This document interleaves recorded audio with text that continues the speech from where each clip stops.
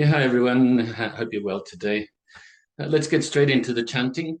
We can have a chat a little bit earlier than if we spoke now. Awareness, conscientiousness, mindfulness.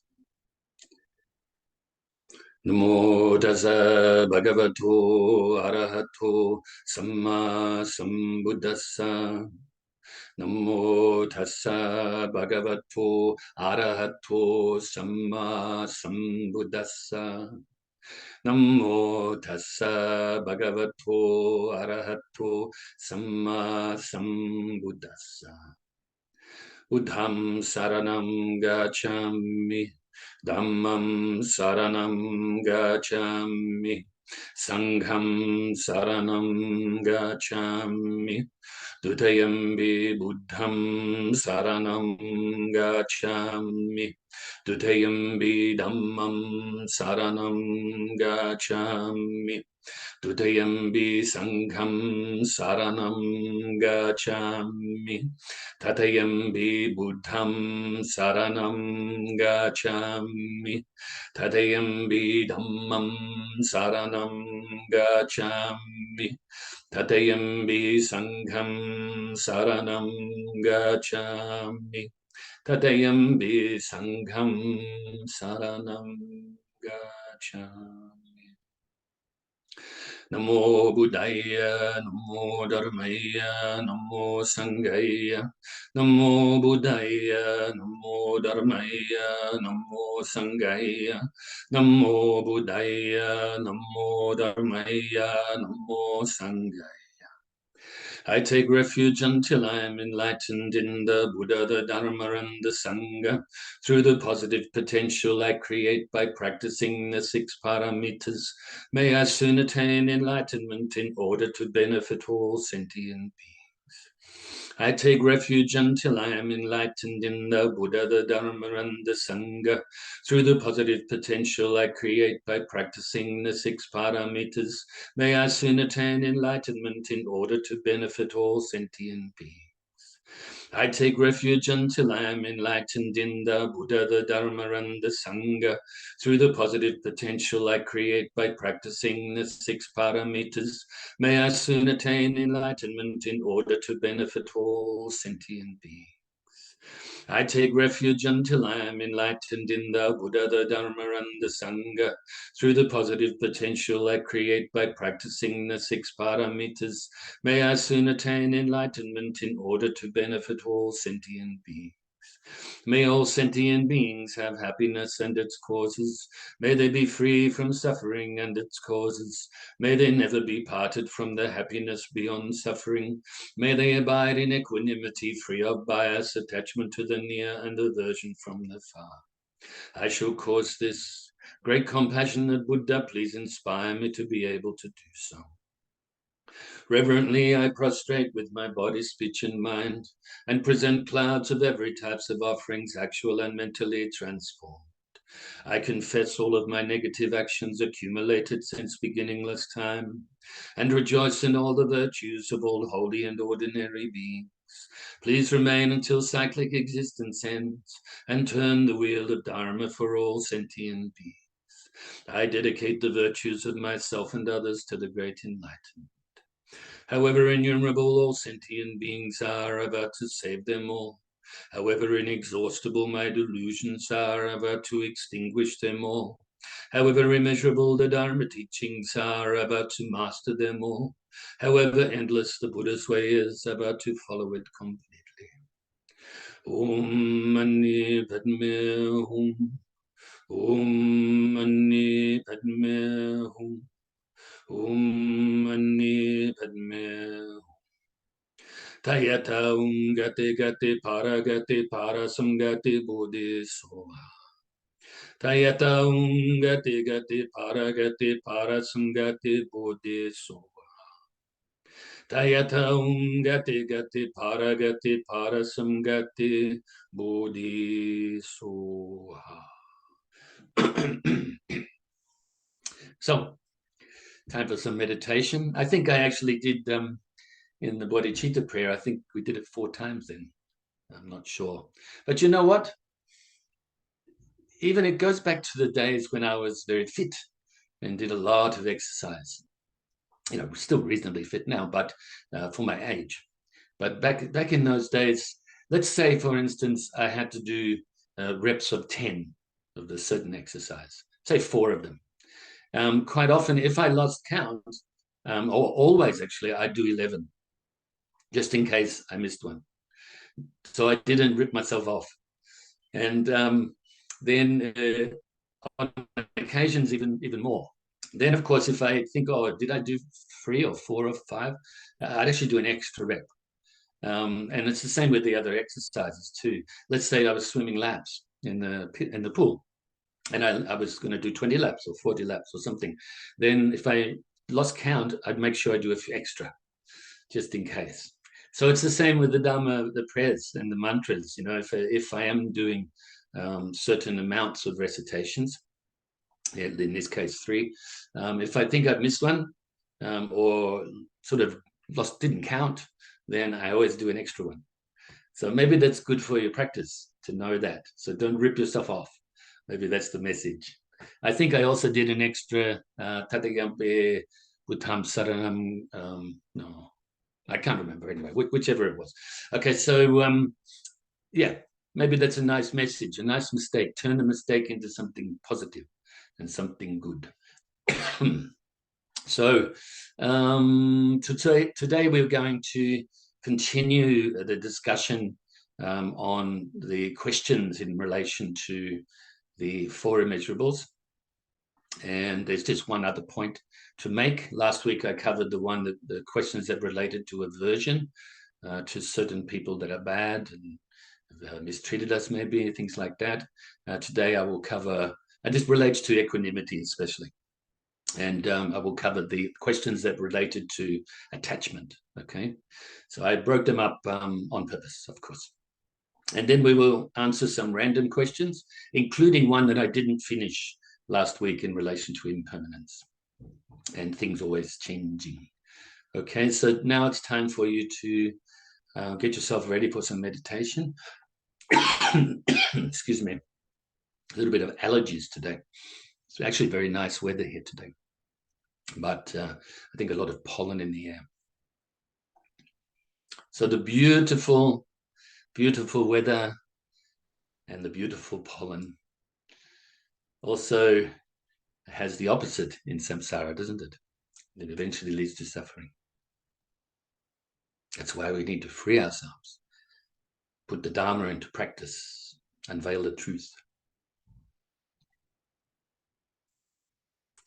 So now you can get yourself, like I said, in a nice position for the meditation, and we will release tension from the body.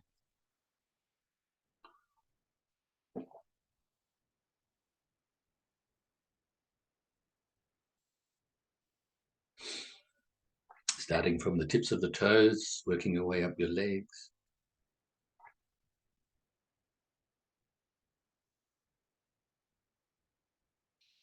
Your upper torso to your shoulders. Down to the tips of your fingers. And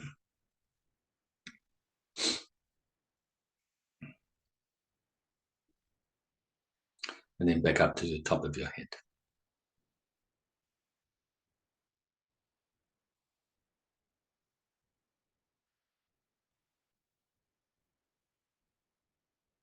And now scan your body once more just to see if there's any more tension that you can release.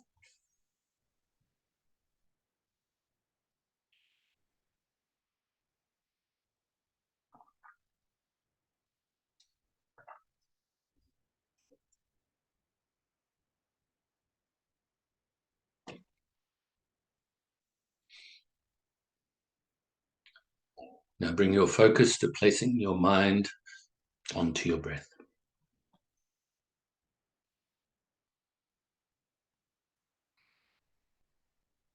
Onto the feeling of the breath as you breathe in and out.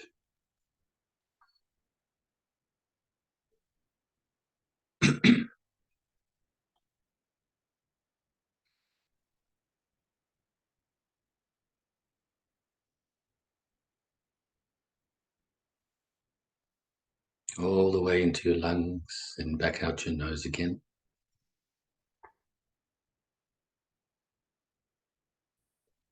And if you're so inclined, you can add the extra technique of counting to 10. One in-breath, one out-breath is 1, and so on. But if you get distracted on the way to 10, go back to 1 at that time. If thoughts arise or any mental activity arises, don't cling to it. Don't grasp at it. Don't try to force it away or deny it. But let it go naturally by replacing your mind back onto your breath.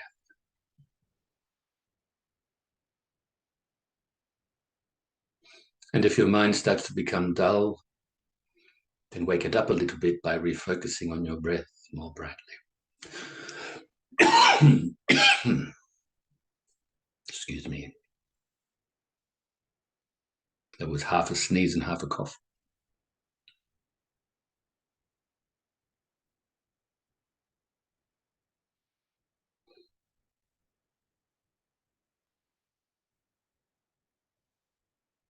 So let's practice like this for a few minutes in silence.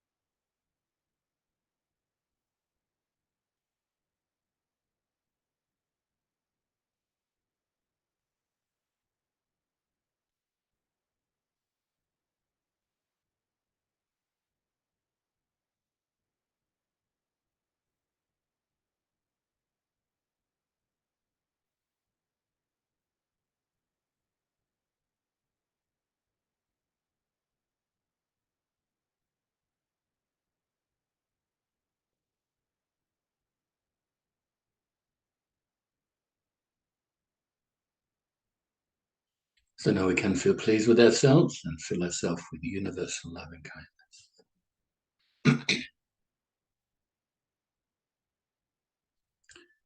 This can be just with the feeling of this universal love and kindness, where you can utilize the visualization of your whole being filling with white light or white nectar.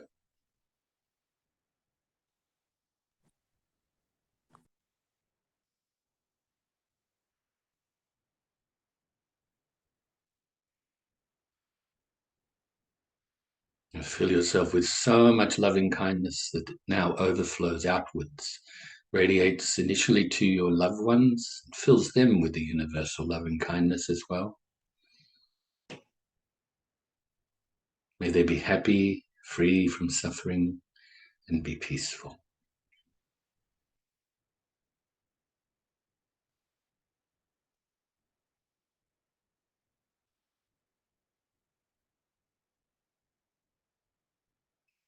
Now also radiate to strangers.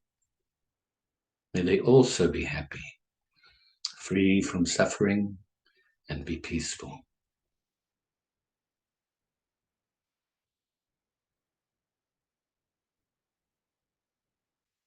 And even to those we may regard as enemies, may they also be happy, free from suffering, and be peaceful. May all of these three types of people from our own perspective have happiness and the causes of happiness, be free from suffering and the causes of suffering, and may they be peaceful.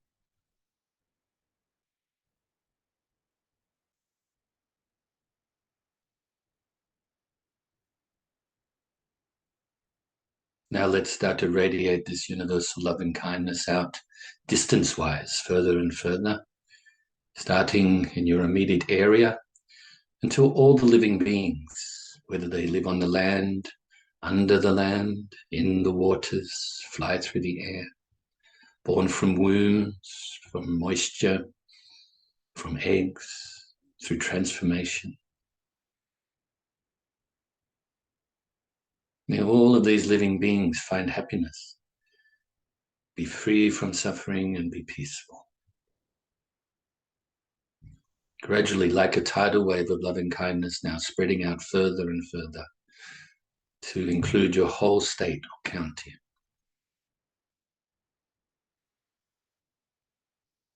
And other states and counties throughout your whole country.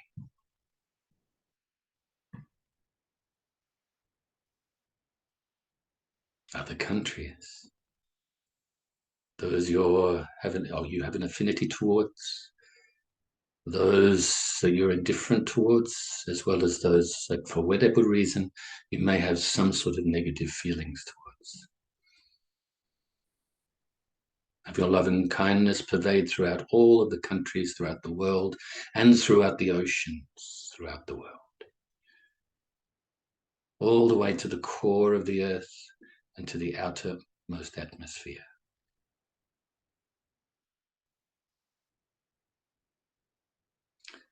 Now also, let's keep radiating further and further beyond this world alone to all of the worlds throughout the solar system. And all of the solar systems throughout the galaxy. All of the galaxies throughout the universe, until our loving kindness pervades throughout infinite space. Whilst also being present here and now to recite the dedication prayer. Due to this merit, may I soon attain the enlightened state of the Buddha, so that I may be able to liberate all sentient beings from their suffering. May the precious body Chitta, not yet born, rise and grow. May that born have no decline, but increase forevermore. And may the precious view of Shunyata, not yet born, rise and grow. May that born have no decline, but increase forevermore.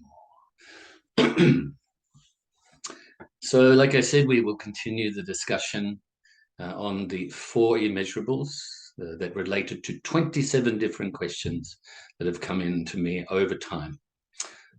While we were doing the commentary on the Metta Sutra.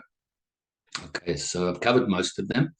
I think the last lot, I think about 5 of them, relating to attachment. And specifically relating here to the 4th of the immeasurables, which is equanimity, or a non-biased mind.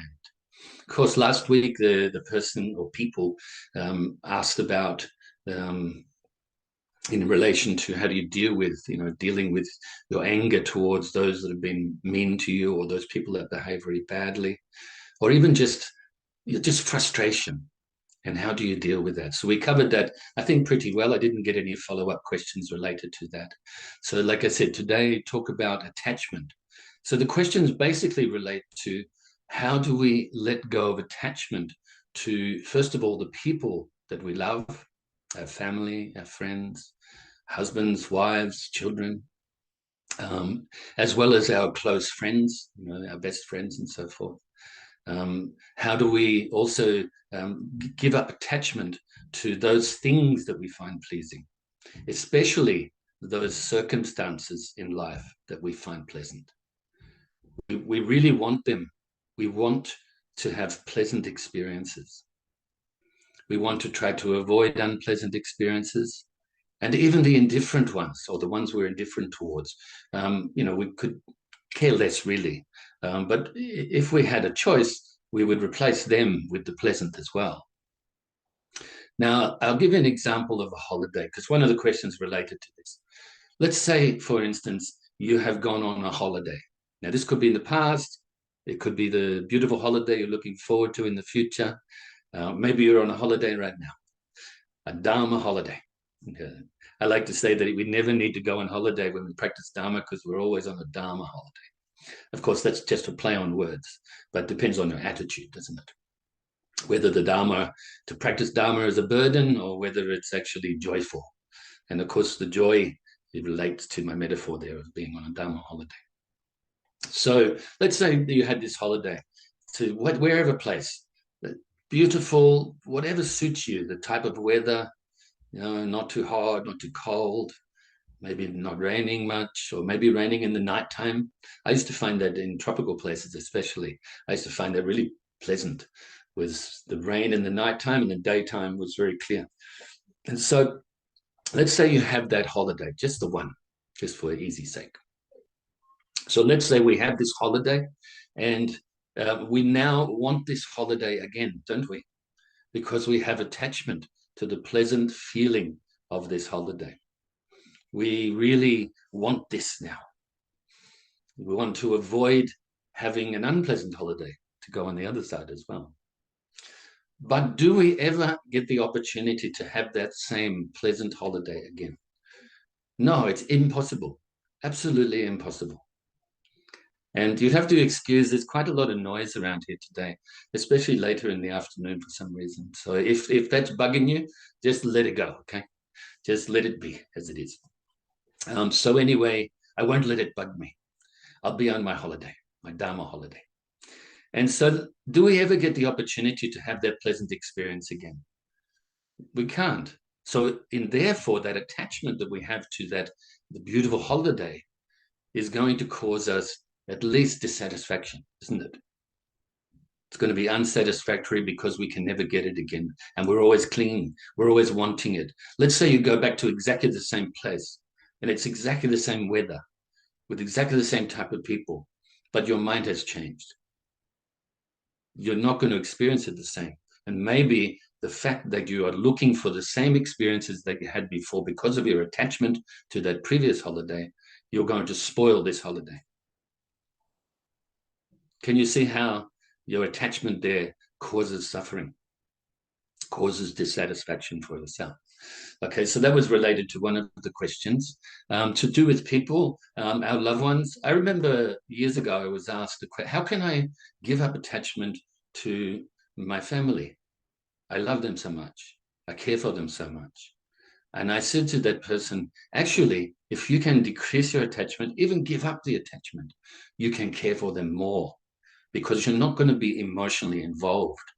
So you're able to then still be within, obviously, the group, the family group, or whatever it is, but also be able to look from outside to see how you can bring benefit and more benefit. and also not be attached to wanting to bring benefit. It's spontaneous. It's more spontaneous then. So it is very possible, and it's essential eventually to give up our attachment to those that we love, those that we find pleasant, those circumstances that we find pleasant, and those things. Maybe it's a new car or a boat, or maybe a surfboard, or maybe you've got a new television and you love this television compared to the old days when we used to have to get up to change it. These days you have a remote control. So maybe you get attachment to the remote control. What happens one day, if you don't have any spare batteries, the batteries go flat.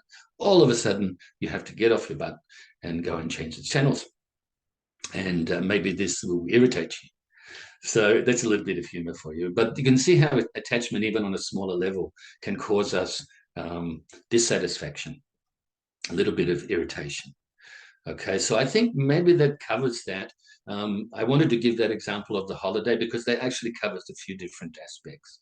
And so I think we leave that now. I think I've covered all of the questions, 27 of them, that related to the four immeasurables, and specifically to the equanimity, the fourth of them. And so in relation, again, I'll just remind you that the more that we can develop this mind of equanimity, I have a non-biased mind, the more then that we're able to truly practice the other ones, the universal love and kindness, the universal compassion, universal empathetic joy. Because if we have attachment and we have aversion, it's very difficult to be loving and kind and compassionate to those that we have an aversion towards, that we dislike. And then it's quite easy to express this loving kindness, radiate this loving kindness and this compassion to those that we find pleasing, to those that we have an affinity towards, but it's with attachment. Okay, so we always have some sort of expectation that comes along with it. There's always an agenda that comes along with it. So the more that we have this mind of equanimity, the more that we're able to practice these immeasurables and develop them to become just that, immeasurable. Okay. Last week I started on the one day a peacock, the next day a feather duster. And using a little bit of humor, I mentioned to you that I came up with this concept after reading something or other that was a bit longer years ago, many, many years ago. And you can go back more than 30 years ago, really. And it was in relation to me working in the entertainment industry, and even prior to that. And so where we all get a bit puffed up about ourselves, don't we? And we get some sort of success, we do something really good. Even myself, say in a recording studio, I had a really good recording session. And it was just so easy to do that you'd be driving home afterwards all puffed up, like a peacock. And so, but the next, bring yourself down, be more humble, realize that there's peacock feathers, in other words, the puffed up attitude, the too much pride, arrogance. Actually, these feathers become a duster eventually. In other words, it changes, okay? And in fact, it can even change in the same day, depending on your attitude or the attitudes of others towards you. And then you recognizing that, and so on and so forth. So in relation to the Dharma now, and the reason I brought this saying into teaching and also written a short article using sort of the commentary for it, or giving commentary for it, is because it relates to impermanence. And so you can see that everything's changing constantly. We may not be able to perceive that subtle change. And for instance, I give you the example of a flower. Then let's say it's a type of flower that doesn't live too long in the warm winds, in the sunshine. But in the morning, maybe it's just bloomed, just there. And then the sun, the wind goes on it. It starts to dry out. By the end of the day, maybe it's looking a little bit dry, and eventually it will fall off the bush or the tree and then become compost in the dirt, and the cycle continues. And so we can't perceive the constant change of that flower. Even if we sat there all day looking at this flower, we actually we wouldn't be able to see with our limited vision this constant change. We can see it maybe for an hour to an hour type of thing, and then teach ourselves, yes, this must be constant change. It must be constant. It can't just go from a little bit of change here and then a little bit there, a little bit here. It's actually constant. And so that's why I like to say that another short quote is that in a flower, you can perceive the whole universe and beyond. What I mean by that is in the flower, first of all, the nature of reality, you could say, is the impermanence and the emptiness. And eventually this cycle continues. So not really nature of reality in the sense of ultimate, but the relative reality. So it's impermanent, constantly changing, just like all things. And then because of this change, it's not staying the same, even for one tiny nano moment, and therefore is empty of substance. You may call it a flower right now, but eventually it becomes compost. Okay, it becomes actually maybe food for insects and so on and so forth. So I think we'll leave that there. I think that's covered that one a lot more and a lot clearer than I was kind of hurried last week. It was coming towards the end of the class. So we get rid of that. No, actually, there's another one on the page. So the next question, in fact, there was 3 questions that came through in relation to perfect faith. And specifically something to do with blind faith in relation to what some other religions promote, in having faith without actually knowing something. Maybe you have a nice feeling towards something, so you have faith in it, even if it's not real. Or you have a lot of fears and hopes. And because of these fears and hopes, then you have some sort of blind faith in something. It can be helpful maybe in the short term, but the long term, it's actually very harmful, because we're not going to develop the wisdom that perceives the nature of things relatively and eventually, ultimately.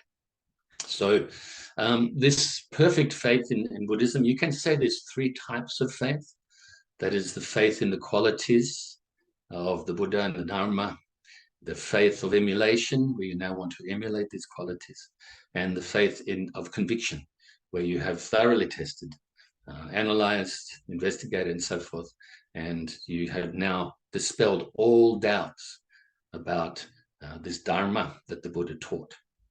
Okay, so, and then when these 3 types of faith are all together, then this is perfect faith. So you can say really there's 4 types of faith, isn't there?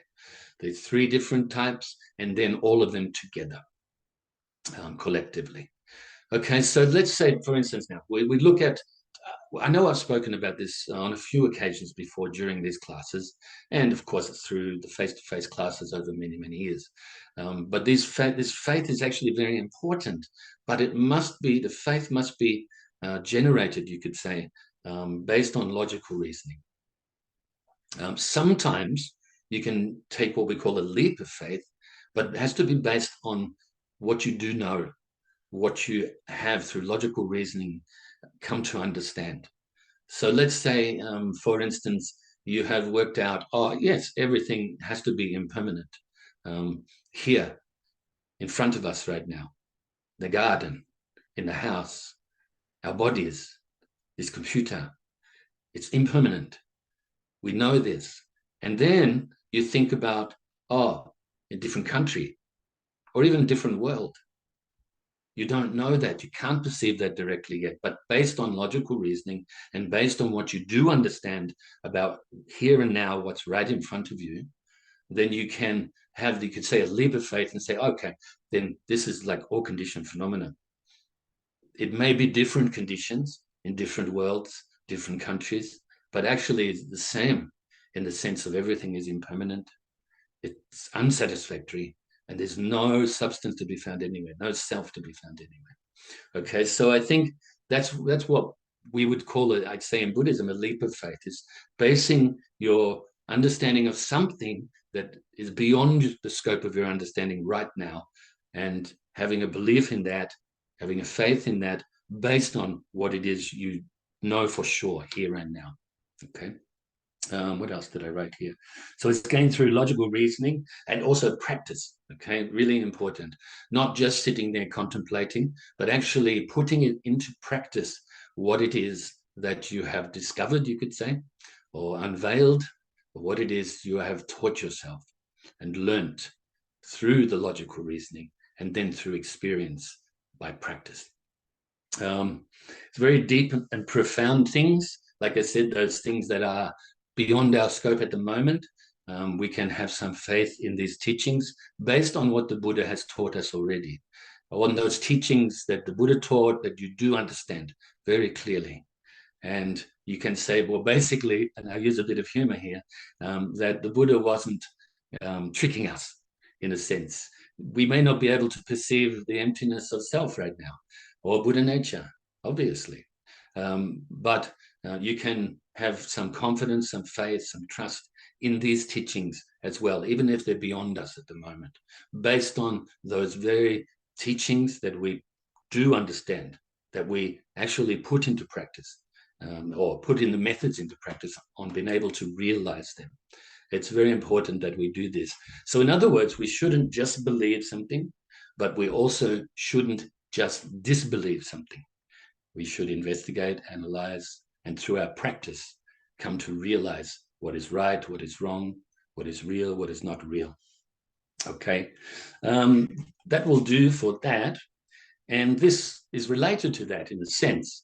The next bunch of questions that came, which we will finish next week, because we're going to have a 3-week break after that. Remember, 24th of December, 31st of December, and the 7th of January, we will take off. Still practice though, okay? Still, you can shoot me questions anytime. And anytime I get on the internet, I will answer them, okay? So we will continue after next week. We're on the 14th, I think it is, of January. We will continue the classes after that. So this relates to some of my teachings that some people have seen recently on the Facebook, I think, on the internet. And it relates to some quotes of mine that actually have turned into fully blown articles in themselves. But these quotes, I put them all together in one post on Facebook recently. I put the first one as the heading, then the next lot, they're their own quotes. I'm sure you would have seen them or heard me speak about them. So unveil your Buddha nature, clean your window, even though the window is already clean, purify your mind, even though the mind's already pure. There is enlightenment, but no enlightenment is there. Empty your cup so it can be filled with the truth. So a little bit cryptic, these ones, but I will explain them to you next week. I know that we've probably got about 30 seconds to go, maybe even less. So I rejoice in your goodness and hope you weren't disturbed by some of the noise that was happening around here earlier. And I look forward to seeing you next week. Study well, practice well, share the Dharma well. Look after yourselves, both mentally and physically. Take good care.